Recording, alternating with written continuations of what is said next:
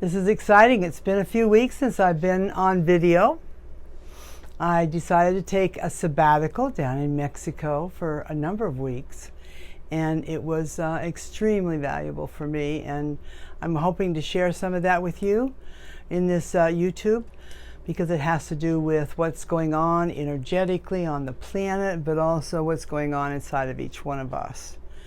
So as we begin this journey, we begin by acknowledging the fact that right now we are in extremely mental time.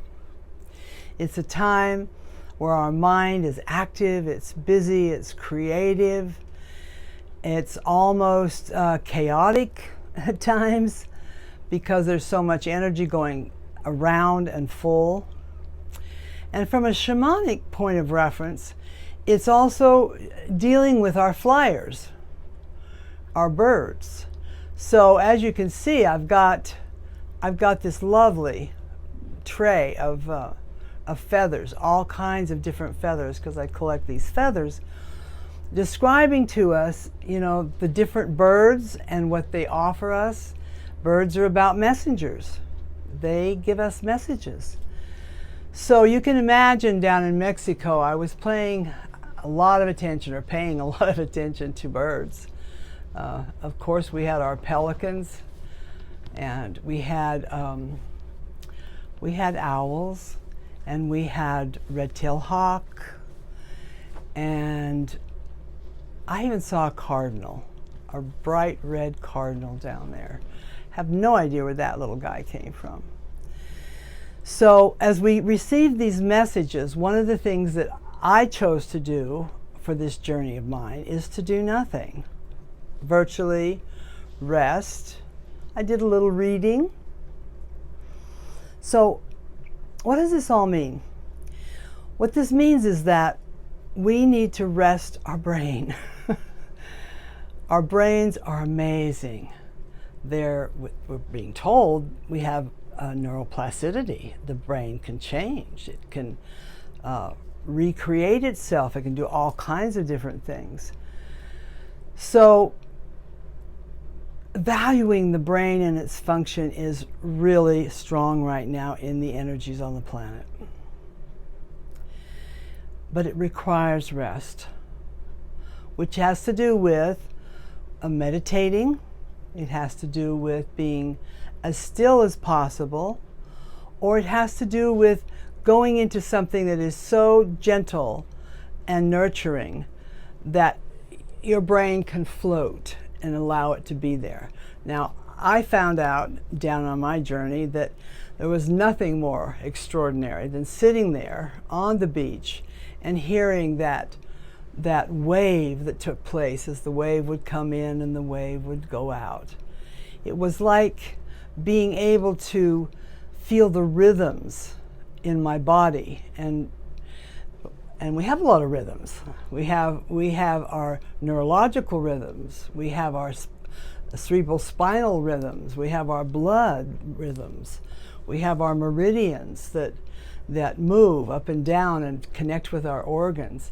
So there's these meridians that are going on, and to be able to have that flow is so lovely and so peaceful and so healing.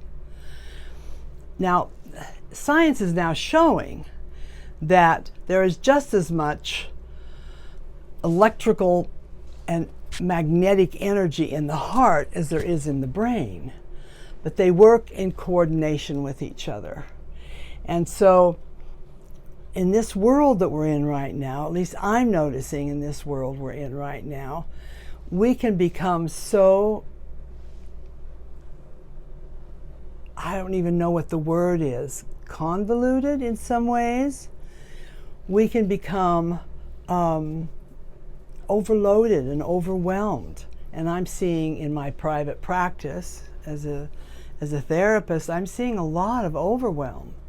So I want to kind of address that too tonight, is this overwhelm we take ourselves to, and some of the ways we can start working with that, especially at this particular period of time. Now, what's fun is that in shaman practices, feathers and birds and flyers represent our minds. Water and fluids represent our emotions. Fire represents the passion and the fire and the sacred journey that we're on this planet right now. And then, of course, the earth, the grounder that allows and nurtures us and feeds us and grounds us so that we can stay here and produce and have abundance. So we're focusing on the birds. And I have one, I'm showing this bird because blue is one of the colors that is very calming to the mind. Isn't that pretty? That's a macaw. A macaw, excuse me, a macaw. Isn't that a beautiful feather? And then we have our turkey feathers. Very interesting designs on the turkey feathers. So each bird represents a different kind of energy that it's presenting to us too. The turkey and the turkey feathers have to do with the giveaway and the nurturance. This one is about the exotic energy of flight, is the macaw. And so as I gather feathers, what I'm aware of is that we need to take care of our mind in very specific ways. Now, as I was down there, what I started recognizing is that without our thoughts being of a higher vibrational frequency, it changes. It changes the frequency by which it relates to our bodies. So if the higher frequency of words and sounds start coming into our being, some enhance our brains and our bodies, and some are discordant, and some are disruptive, and some create a breaking down of energy. So we've had quite a journey the last few years with dealing with not only words but feelings that have to do with the breaking down of this new system we're moving into. Some believe it's not real. I keep seeing changes all the time. But here's the interesting part, and I like to say things simply so they're not complicated. It's basically next to impossible to create a new without a letting go of the old. So what's taking place is we're having to let go, let go, let go, let go. Yes, it's an emotional issue, but it's also a mental issue. It's about letting go of those thoughts, feelings, attitudes, and beliefs that no longer serve us. And we can tell because the higher the frequency of those words, sounds, and demonstrations of thought and patterns and concepts, we can feel what it's doing to our bodies. I remember years ago, one of my teachers was saying, let's do a demonstration. And in that demonstration, we took one person, there was a group, and we took one person, asked them to leave, and when they were to come back into the room, the instructions for the group was to send out energy that was disruptive. Well, it would be something like, and this doesn't sound like that was very fun to do, but this was a demonstration so that we could see it, and that is, it wasn't just fear, it was things such as a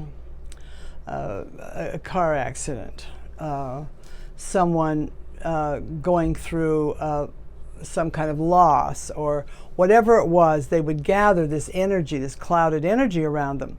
The person would come in and they'd feel this clouded energy, and then what would take place is they would be muscle tested, and in that muscle testing, we'd see how strong they were. And the strength wasn't there when that energy and those thoughts were being emanated outward. It didn't last long because we didn't want any difficulty for that person.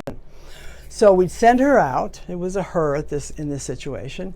And then we were instructed to see the people that we just love so much, or to see what love is, or to see what as a demonstration of love to each person, and send that to that person standing up there. So we did that for a bit. The instructor then did the same kind of muscle testing. There wasn't any way even two people could bring her arm down. She wasn't a fragile thing, but they couldn't bring it down. The strength in her body and the strength in her will and the strength that she had was just extraordinarily different. So what we put out in our thought forms is what creates the resilience, the health, the love in our bodies. Now, everybody knows that. I'm not giving you any new information with this, but I'm a reminder too. Especially right now, I'm a messenger from the bird kingdom, if you want to look at it that way. And the messenger from the bird kingdom means that the lofty thoughts, the sacred dreams, the ability to imagine a place, a concept, a creative flow of some sort as we work into our creative minds.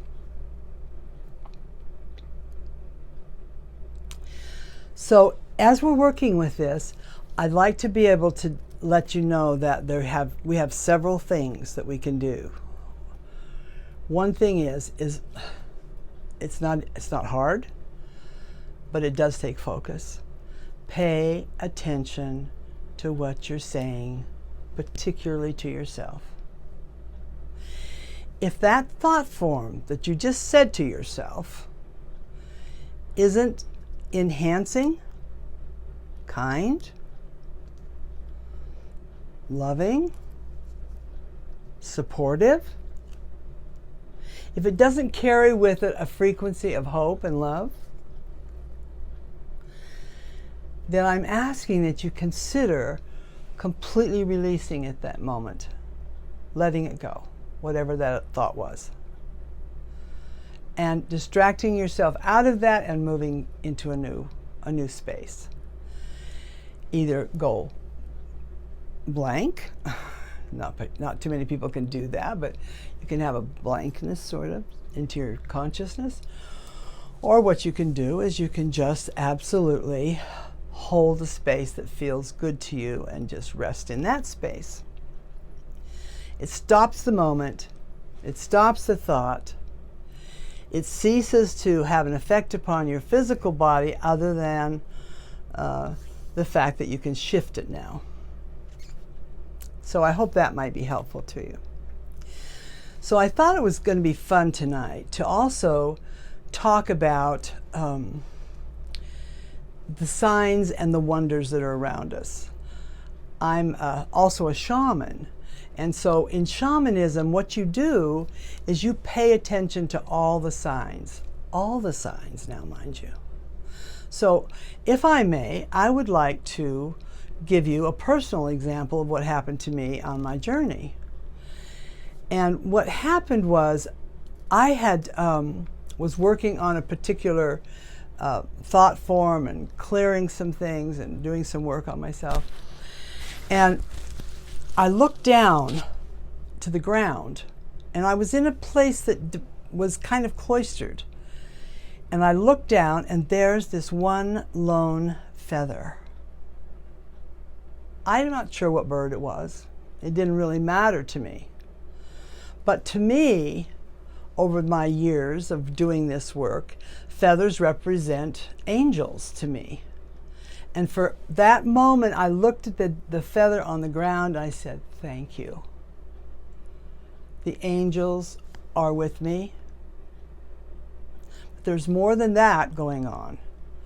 There's ancestors from the other side that are assisting. There's guides and teachers that are there just waiting to help you enhance your soul journey and help you to move to each level of consciousness. But at that moment, I was thrilled to have angels there. And so I picked up my feather and I brought it home, and it's a treasure to me because it's that, that reminder. Again, it's the birds, the mind, lofty thoughts. So there are also other things we can do. I hope this isn't jumping around too much, but it just occurred to me that reading really good literature that adds consciousness into your daily world is really a great way to do it. I read 2 books down there. I honestly never have time to read books because I'm in a mode of application a good share of the time. I got to lay back and just read for hours. What an interesting thing that was. First of all, it was very enhancing books, meaning I really loved them. They brought a type of love into my space. And the fact that I was just focusing and letting go of the outer world. What's happening in the news? What's happening in politics? What's happening in all these different areas that this crazy, busy planet is going through right now? That got put away as I went into the story. And my assistant reminded me today also that we are moving now into a realm of storytelling. I've always loved stories. I don't know about you, but I've always loved stories. So, more about the stories, making up stories, writing stories, stories that have meaning and thought that carry with us is really, really powerful too. So that's part of what reading is too. It's a story that we get into and play with. So I have several things that I'm going to demonstrate because I like to do that. And one of them is essential oils. This is geranium. I was turned on to geranium some years back because I like the flower and the plant itself. But geranium is about relaxing, letting go. It's about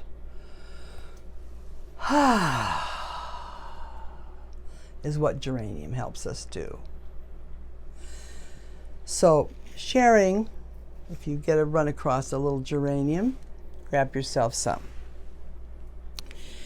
So what I'm going to do is I'm going to spread these, and we're going to collectively, together, we're going to see what you can make out of this picture. It's a picture. What story do you want to make out of this? How is this going to be significant to you? All right. Whoa. What does it say? Don't resist it, love it. Ooh, it's kind of an interesting look at the man trying to push this block all the way up a straight area and just struggling with it, which is what resistance feels like, doesn't it? So that's the first picture that come up. So take a moment right now. What is it you're resisting? Take a moment and see, what are you resisting? Close your eyes a moment, helps you focus. What am I resisting?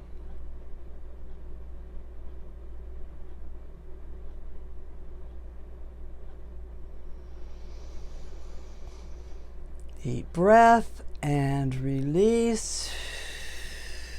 Another breath. What am I resisting? And then while you're saying that, put this picture in your mind. All right, I'm going to pull one more here. Let's see what this one is. Some of these, I mean, I don't have a clue. I really have to look at it, meditate, and go, all right. Because you create it out of your own consciousness. Okay, what's this one? Row, row, row your boat gently down the stream. Merrily, merrily, merrily. Merrily. Life is but a dream. Whoa. Whoa. Does that ever fit in with our mental energy that we're working with right now? It's like, what is life? It's what we make it. And if we do it gently, which ties into, the resistance aspect, if we do it gently, then it becomes a gentle journey down the stream. It's as if we realize that life is a dream based on our perception of what we want it to be. We create the dream. I'm going to say that again. We create the dream. And most of all, we create the way we handle the dream and what we do with that dream. Wow, that sounds like a lot of responsibility. And that is the key right there, is responsibility.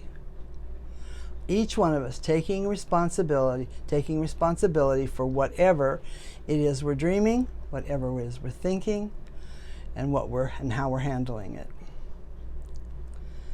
Not easy to do, but as soon as you do it, the bubble bursts and you are free. It's quite extraordinary. So, let's see what some of this says. Okay. In these cards, they also have a number.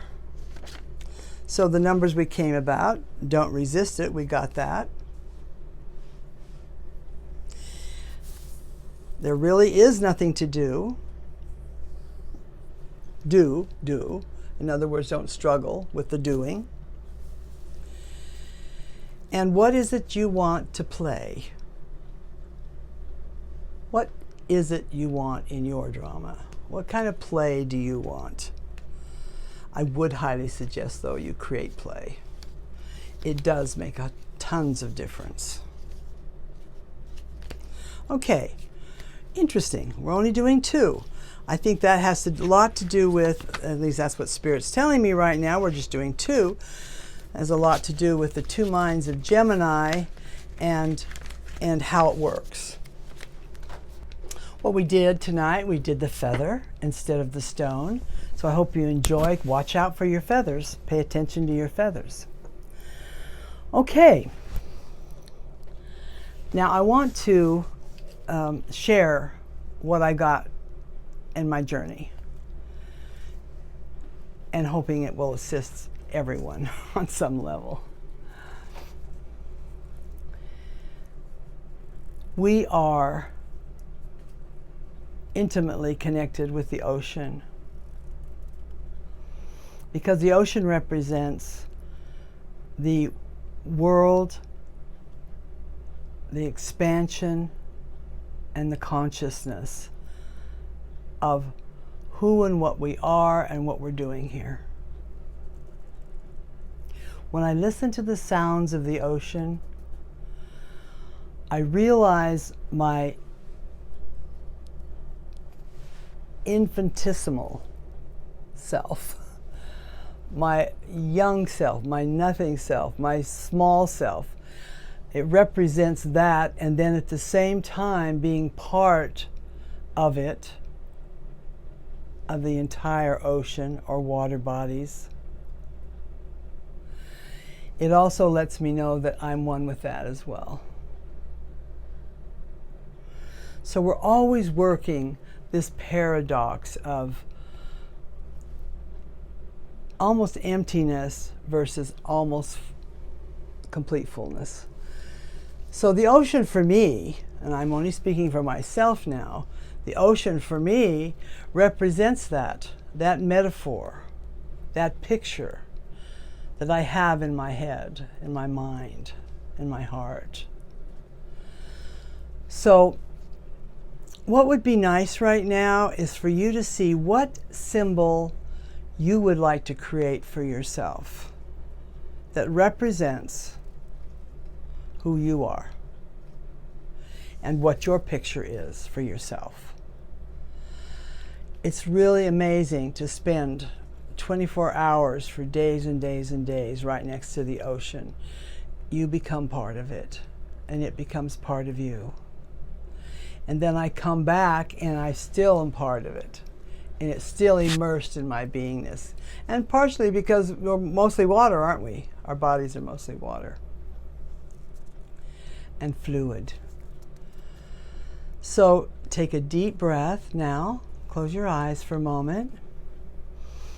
And I'm going to go ahead and send some energy out to all of you right now that you may see an image, color, thought, picture of what represents your sense of oneness and being part of all things.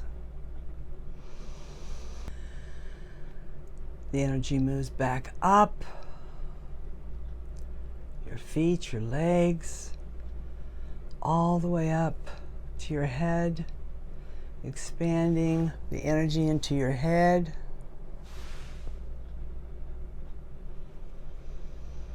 Hold it for a moment.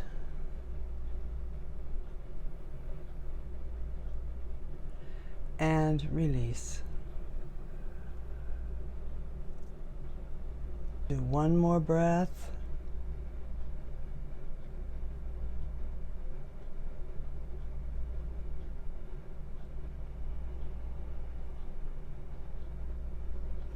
Release.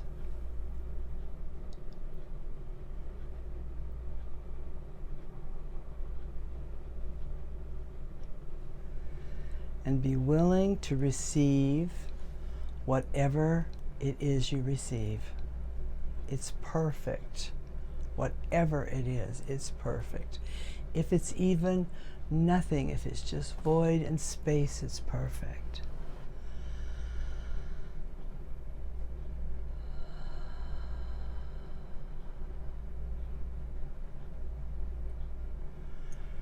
Now take your hands, open your eyes very gently, and take your hands and lift them way up, way up. That's it.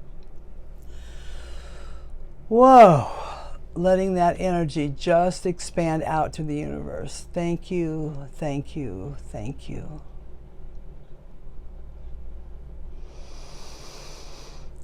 Bring them down and place them directly into your heart. Tap your head.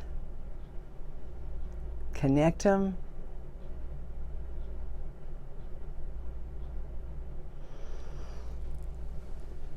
And release.